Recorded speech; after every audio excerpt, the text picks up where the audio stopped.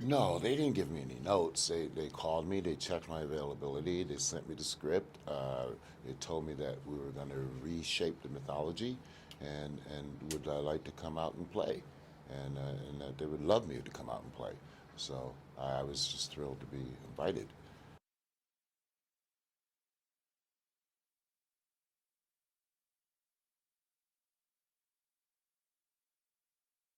Oh, well, first of all, I don't feel like it would have been a legitimate Final Destination film without him. I mean, you know, the fans love that character, and they love him, and like you know, that's huge for us. You know, it's important. They kind of demanded that. 100%.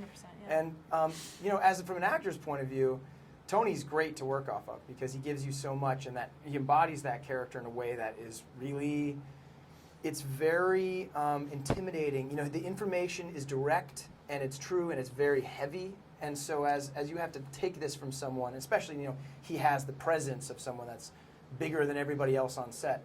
And so he delivers in a way that embodies what he looks like. So it's great, man. I mean, when he came on set, it kind of like, everybody was like, oh, okay, right. This is why we're freaked out. Like, this guy talked to us about something and got us freaked.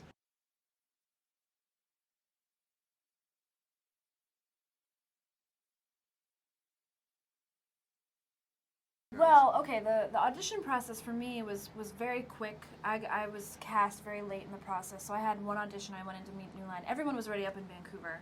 And then, like, the next day I flew out for 3 months. But when I got to Vancouver, Steven he took us all separately to dinner and talked to us about our, you know, our perception of the character and what he's thinking to do, and he talked about the 3D cameras and what that was really going to be like, because he has this girth of knowledge about 3D. You know, he helped develop it on Avatar, and so yeah, it became a very collaborative experience, back and forth.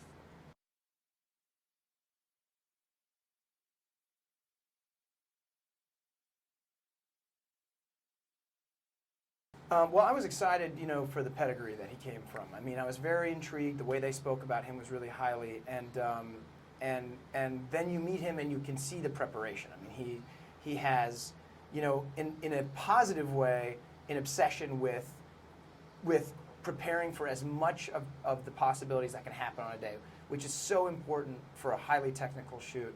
And I think in that way we felt very much in good hands. In working with him as an actor, you know, it's that great fun thing. You know, you take a little bit of time to learn. He had freely admitted, like, this is my first time helming this all myself. I'm still a young actor, so I'm still learning as I go. And we developed a dialogue with each other, and it was something I felt really comfortable with because we worked together almost every day for 3 months.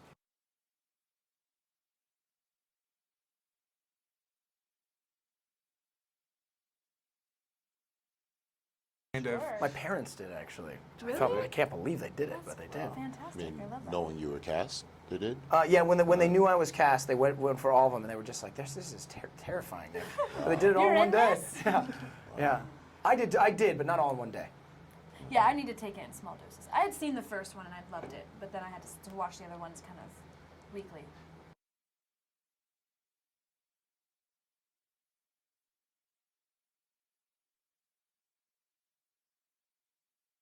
Well, my favorite death scene is the one in Final Destination 2 where the guy gets sliced up by the barbed wire. I love it because it's the shock of Final Destination, and I love it because it's like the kind of imaginative gore, 3 different segments of a guy falling off. I really like that.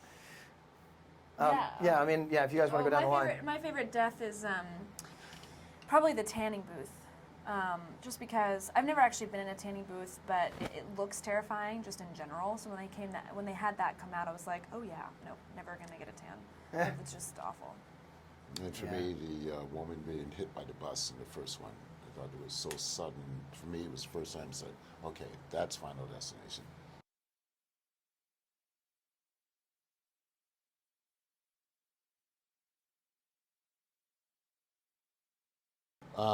They're just really appreciative. The good thing about working in movies, not just horror anyway, there's a great unifier. So there, you know, all kinds of people watch all kinds of things. So if any, I'm sort of an ambassador, being an African American man. I can like talk to someone who I wouldn't normally speak to, or wouldn't normally speak to me. So that's when I know that art can transcend, and it becomes a good thing.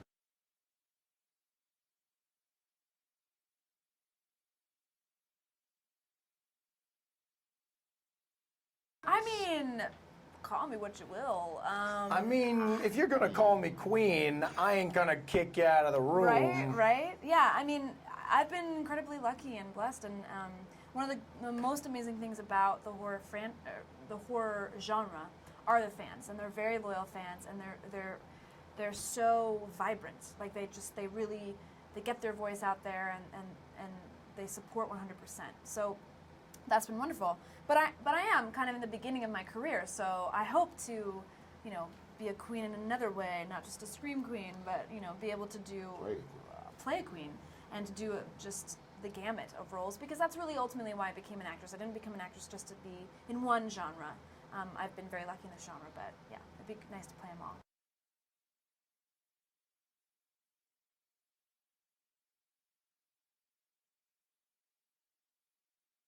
I think it's a good question. I think that, boy, what's great is that you have to go through a lot of emotions. It's for me in particular. I got to run the gamut. I get to have. I've done a lot of romantic comedy stuff before. I get to have that here with her in some small scenes where we get to try and hold on to each other and have that romantic relationship. But I think you learn. I can just speak about this particular film. I learned about the action sequence. I learned about shooting with green screen. Learned about massive sets, and I learned about sustaining energy that you need over an extended period of shooting to match the energy that's necessary to bring it for a movie like Final Destination. So I think that it's a great training, and it inundates you with that stuff.